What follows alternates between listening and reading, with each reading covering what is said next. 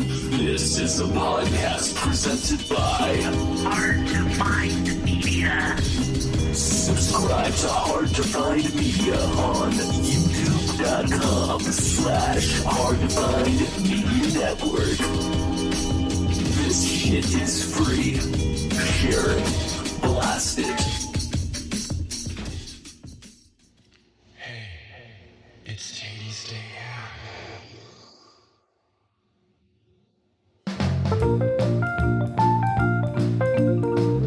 Boy, we were excited. You can sense it. I heard he had a whole block of brie last night. That's really nice. Coming back to get him. What it would be like to be not on a Ferris wheel, but a great wheel. So we are now rotating. So how do you feel about buskers? I'm pretty into buskers. You are. I am. Here's the deal with the salads. We'll get to the baking of a cake. It's a little boring. Kind of.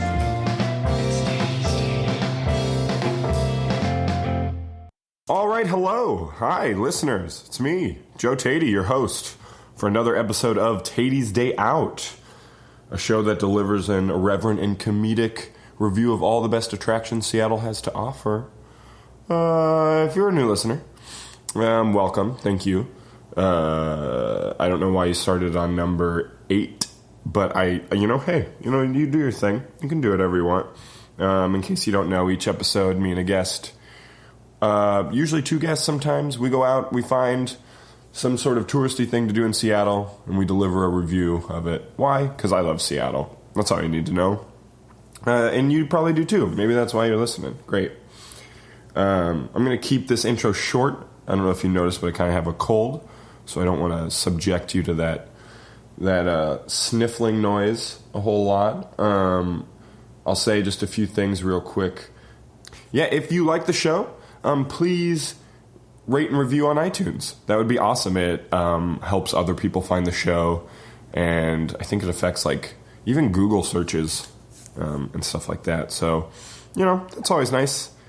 This week is a very funny episode, sort of because we almost struggled to find things to say about the monorail. I just now thought of the fact that I missed the opportunity to make a one-track mind joke, but that's okay.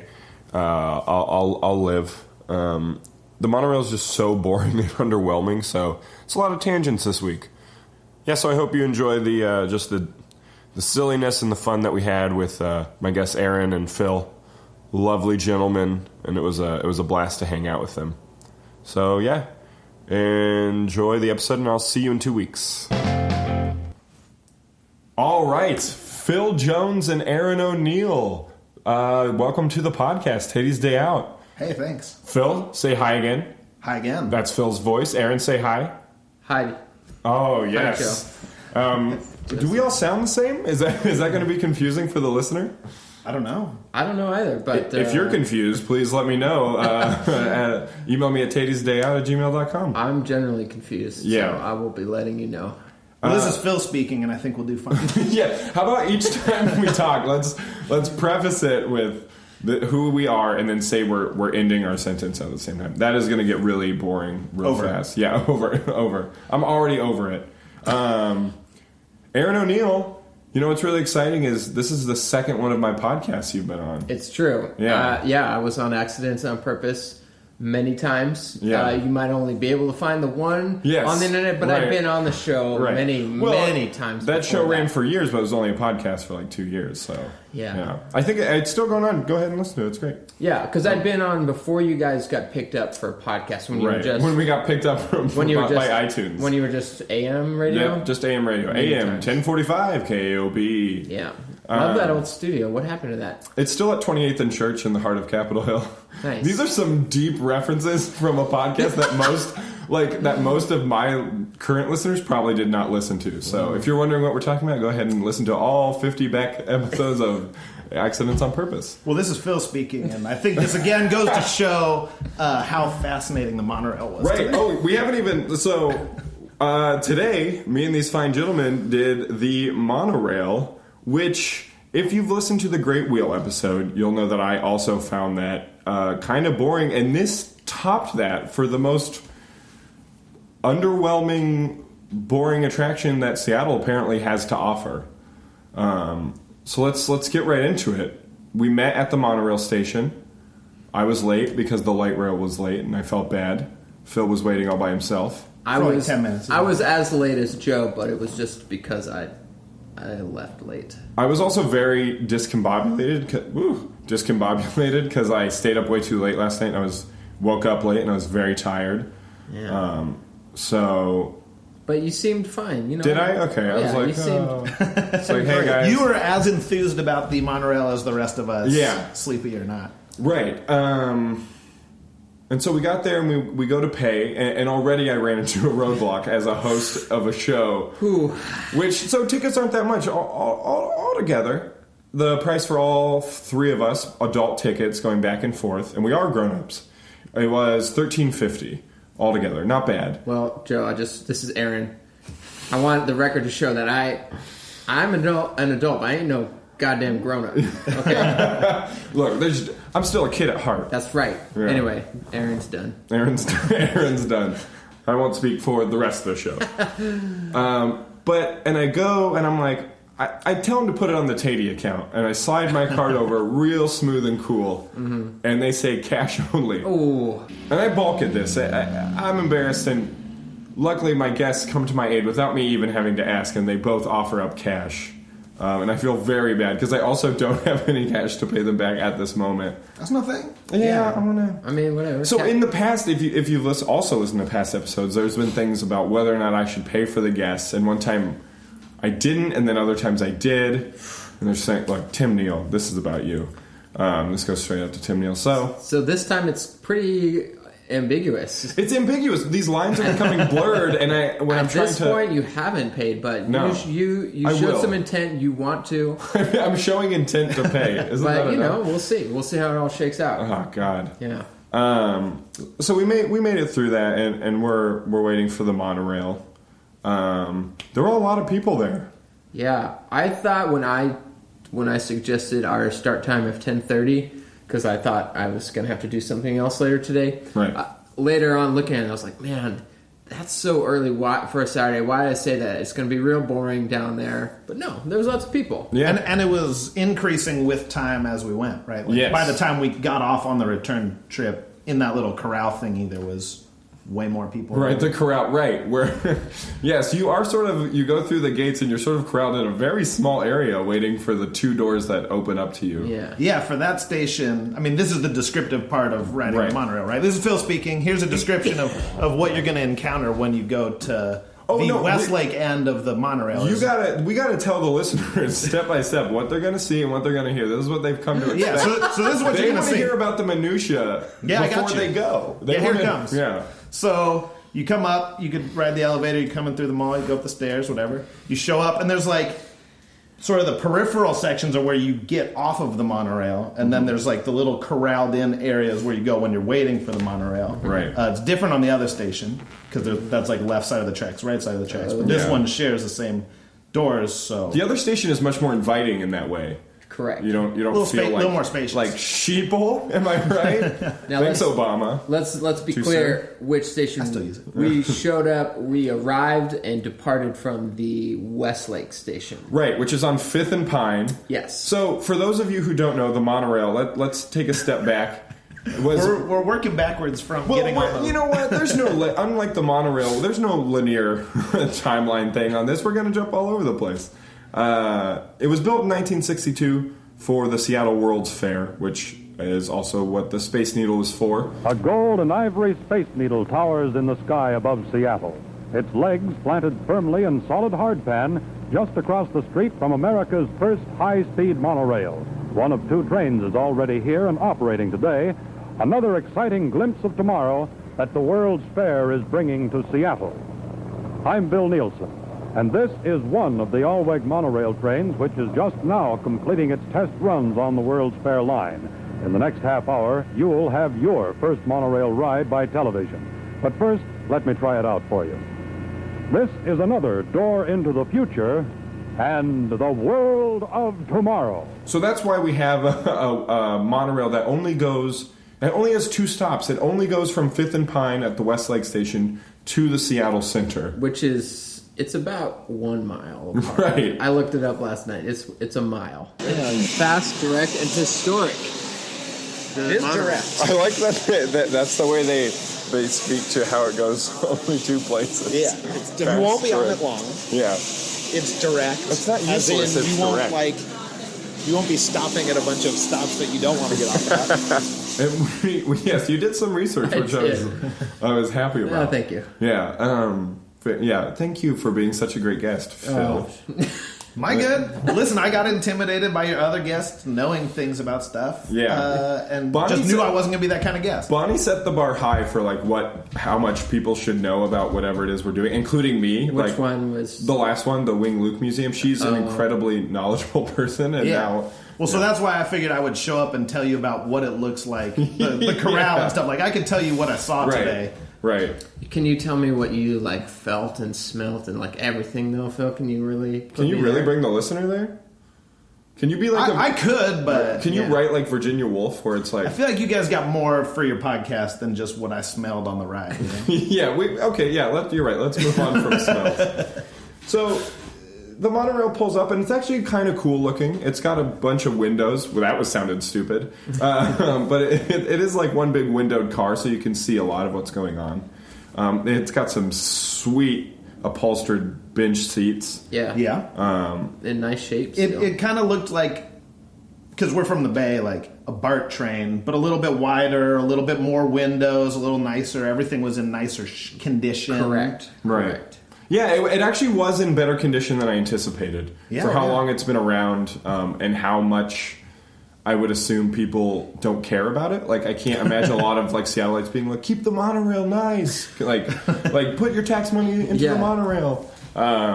It's in great condition. It is. Yeah. Bravo. And it felt more like the Disneyland monorail, which is of the same designer's creation, yeah? Yes. Right, yes. so you guys kept likening it to the Disneyland monorail the entire time we were hanging out, which was great because I didn't go to Disneyland with you guys and I felt super left out. So thanks for doing that. Yeah, no problem. You're welcome. But you said it was like going into the future kind of future land. Yeah, when you go through the different textures of the EMP, right? Like it kind of makes that left turn. We say the only turn it makes. True. Right, the only turn it makes. Yes, that's true. And you kind of go by some different textured stuff. Looks kind of futuristic. It does look futuristic. And then you pop out into this nice station and you see the Space Needle there. And, having gotten on this futuristically, curvy, window-tinted machine and, single railed all the way to the Space Center, all of a sudden, the Space Needle looks pretty darn cool. It looks awesome. That's the best part, was disembarking at Seattle Center. And Aaron, you said I could really get the feel of it being 1962 and being like, whoa, the future is now. The future is today. I did feel that way. Like it was a little bit of a time warp.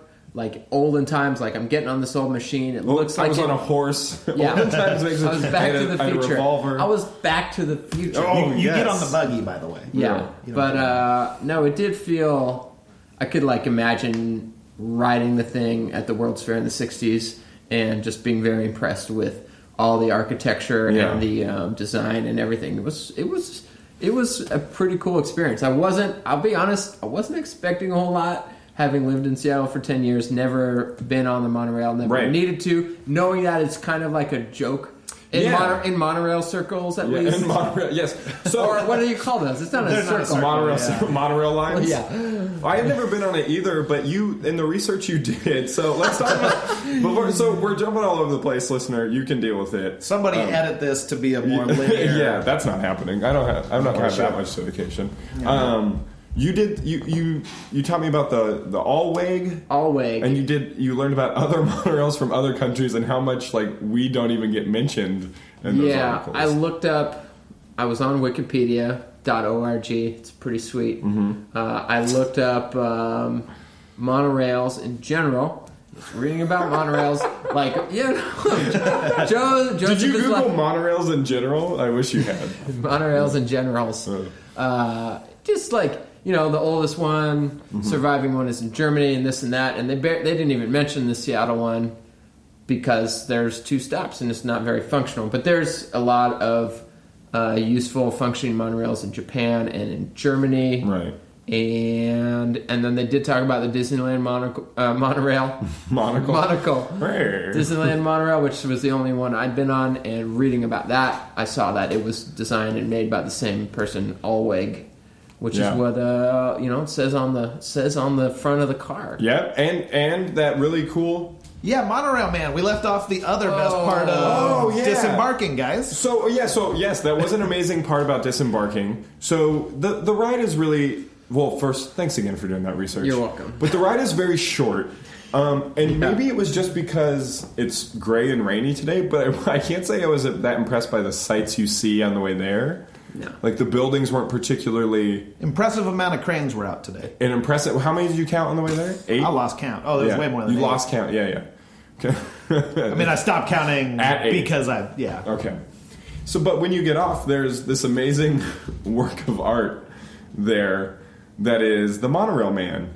And it's a statue in the corner of the station made from old parts of the monorail that they can no longer use in the form of a robot that sort of looks like a transformer. Yeah. He had an alternate title. What was it? Trainimus. Trainimus Prime, yeah. Yeah. Because it's supposed to be like Optimus Prime. Yeah. And if you want to see a picture of it, you can follow my Instagram at Tady's Day Out. Hey, yo. That's a plug for my own Instagram there, Nice. where I always take pictures of stuff like as we're doing it. So it was so short, though, that we got there, and it's like, okay, do we just go back right away? Like, that seems like a lot of effort to get to the monorail and then not spend a lot of time doing the actual thing. So we walked around the Seattle Center for a while and discovered a whirligig festival. There was a whirligig happening. Yeah. Which apparently, I did not know this, but that means just a bunch of inflatable slides and balloon animals. And there was, when you guys were in the bathroom, I looked at a flyer that, specified the approximate amount of time that the whirligig is happening inside the Armory. I love the way you worded that. I can't pinpoint what's crazy about it. I feel like that's what you would amount say. Of time. Like, I'm going to the whirligig. What, can you approximate the amount of time the whirligig will last? If I'd cared enough to remember, I think it's like a couple weeks. Okay, cool. It says on the flyer. I didn't pay that much attention. I didn't even pay attention to like all of the attractions that it offers, but indoor inflatable stuff like balloons, jungle gyms, structures, some caricature drawings. It said performance, but I didn't see any of that. No. Right. Well, there's a stage there where I've seen things. Performances. Performance. Yeah, they call that a performance. An approximate performance. Oh, what are you guys performing right now? It's a performance. Yeah. That's so meta. What were we talking about? The monorail? Oh, so the whirligig. So whirligig. Yeah. So there was a bunch of inflatable slide. Yeah, the caricature drawing where he was doing like a sample caricature of another employee there, and she looked pissed. She I saw later. She was working the balloon animal. Oh, tank. She was okay. Right next to the caricature guy. Caricature. He must have been having trouble reeling in some big fish. Yeah. Oh man. Yeah, she looked pissed. It was not a fun caricature. Have you guys ever had those done? You ever had a caricature done? No. You have? I had one of me like swinging a baseball bat once. Nice. And I loved it. And I remember when I moved to Washington from Nebraska when I was 11, I lost it. Oh. And I was heartbroken. And now I'm like, that's funny.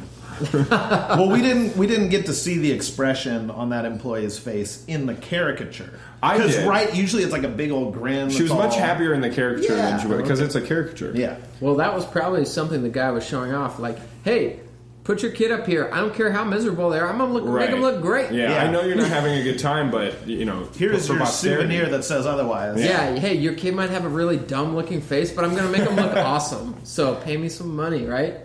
Being at the whirligig did make me remember my first job at Rimlinger Farms in Carnation, so it was a big farm, like a real farm, but they also would had like a an amusement park area, and then would rent out like their big fields for corporate events for the weekends and set up. Are they known as whirligigs? This is a new word to me, but like inflatable rides.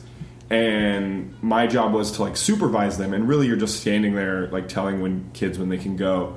But you're given one sandwich and one bottle of water all day, and you're just like standing out there in the sun and like not allowed to leave.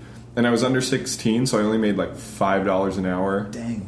Here's your sandwich, kid. Don't go anywhere. Exactly. And one of the rides is the Titanic sinking, like cut off in half. So it's like it's supposed to be, when it breaks in half and then it's sinking. Oh, is it a slide you go down? Yeah, it's a slide. So you start, but like if you think about that, that's horrible. Well, I was imagining like a inflatable boat that everybody gets in and then they just pop it. Like, you're on the Titanic is sinking ride. Isn't that fun? They climb up to the top and then slide down into the water, and you're supposed to say, "I'll never let go, Jack." But nothing. Titanic. I didn't see that one. You didn't see? Yeah, I knew how it was going to end, so I didn't watch it. Oh, fair. I got the reference. Did you also not watch Lincoln? Or yeah, I didn't watch that one. What about Apollo 13? No, these are all movies I've genuinely not watched. Okay. Wow. Just because you knew how they were going to end. Titanic specifically, yeah. Okay. Yeah. I don't know why, but that's very funny to me. I was making a point of not watching Titanic for like several years while it was still in theaters. Yeah, it's a pretty big movie. I think 8th grade me was like, I know how this ends. Did it come back in 3rd grade? Or 3rd grade in 3D? You said 8th grade. That's when I saw it. Yeah. No, I mean I didn't see it. Yeah. Titanic 3D was a thing. Titanic 3D. And we learned all about all this on the monorail. Yeah, this is how exciting the monorail was. Again, having a tough time talking about the monorail. I was reminded, though, about souvenirs. Oh yeah, let's talk about souvenirs. Because that was another positive from the station. The station at the Seattle Center the Seattle Center is great. You both got souvenirs. It's true. You got an oven mitt. An oven mitt. Yeah, pothole. There's a vending machine at that station that sells T-shirts of all different sizes. And are they reasonably priced? Or everything was reasonably priced. So reasonably priced. You get a T-shirt from a vending machine for $11.50. I don't see What's the downside? There's no downside. And it's a really simple design. Well, I thought some of them had downsides, right? Like you get the shirt that just says Pacific Northwest. Like that's a really non-specific souvenir. I just like the region. That's like I don't know what state I went to.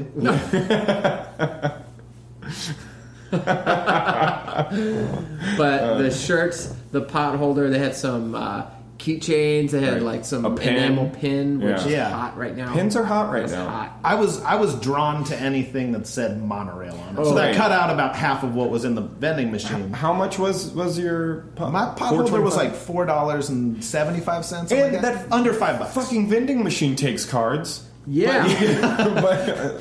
And then, Aaron, you opted for a penny, a smash penny? Yeah, one of those crush penny souvenir whirly machines. Whirligig machines. And once again, there were like 4 options for the design that went on the penny, and only 2 of them were monorail specific. The other one was like Seattle, and the other one was like, oh, great state of Washington. It's like, yeah, I know I'm in Washington, but I'm at the monorail, you know? But I do patronize those pen machines anytime I get one because my sweet, sweet wife Emily loves them. Shout out to Emily and her pennies. I'm gonna go. This is Phil speaking. I'm gonna go ahead and confirm that Emily is great. Oh yeah.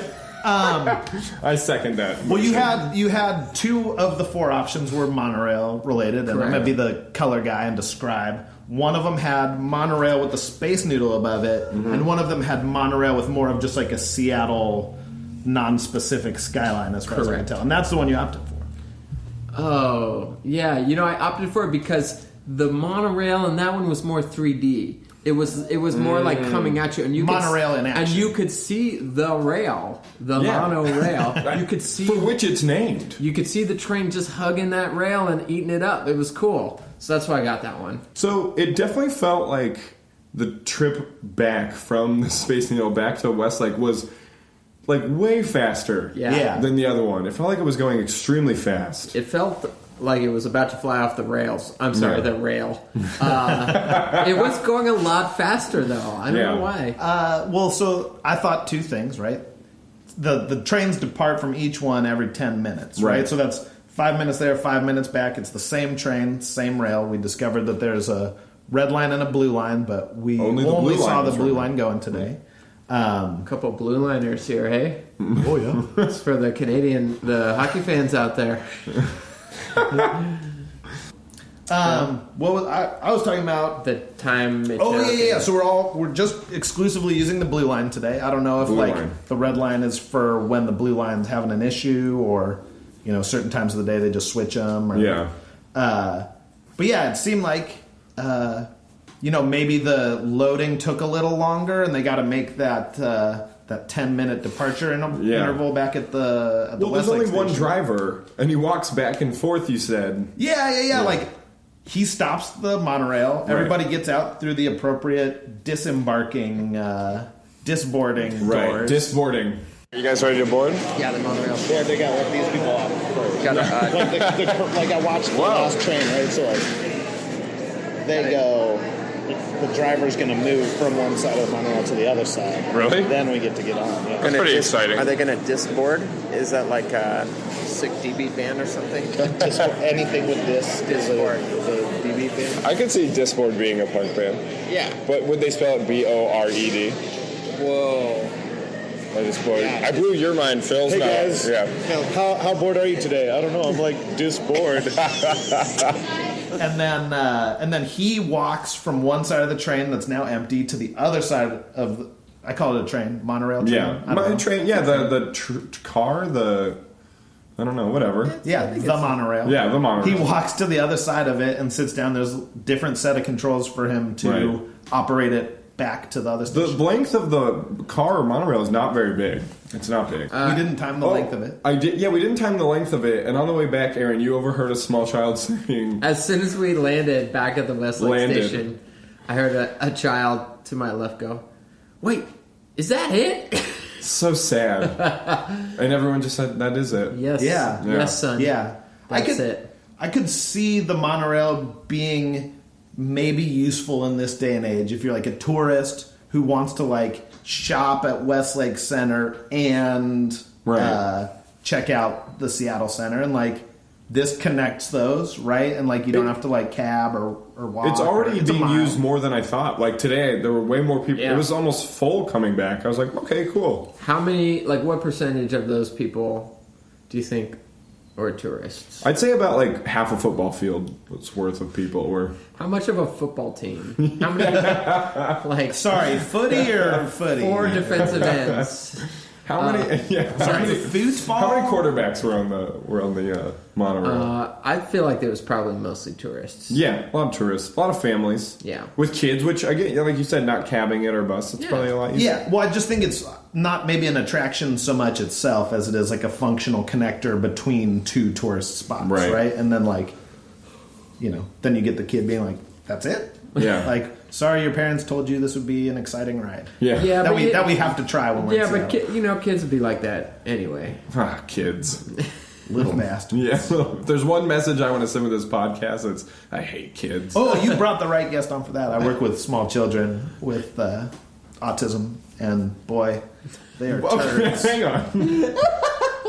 Do you want to just start a whole new thing right now? Yeah. Oh, man. Kids are turds. On that note.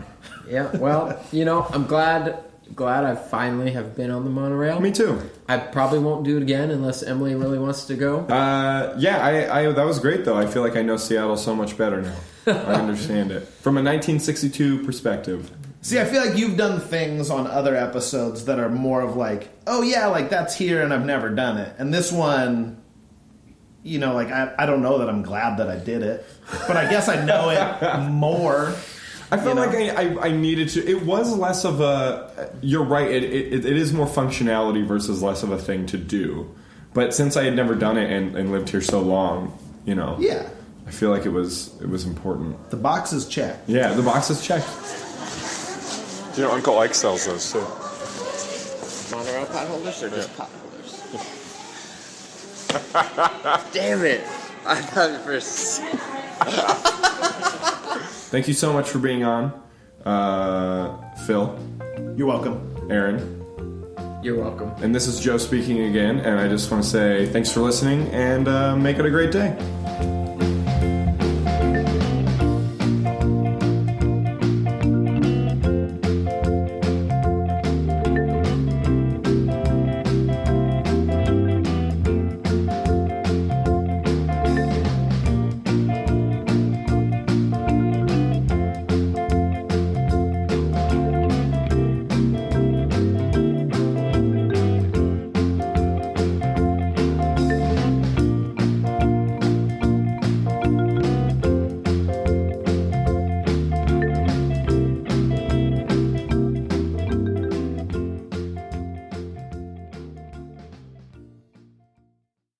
A whirligig is an object that spins or whirls, or has at least one part that spins or whirls. Whirligigs are also known as pinwheels, buzzers, comic weather vanes, jihas, spinners, whirligigs, whirlijig, whirlybird, or plain whirly. And the image is like, it's like one of those kind of like plastic little tubes with like a spinning pinwheel on the end. That's a whirligig. No, that is the body of a bird with two propellers that are supposed to be the wings in either direction, and when the wind blows, that looks like the bird is... Oh, I see. So I don't think that's what birds look like when they fly. Got it. This has been a podcast presented by Hard to Find Media. Subscribe to Hard to Find Media on YouTube.com/Hard to Find Media Network. This shit is free. Share it. Blast it. Fuck it.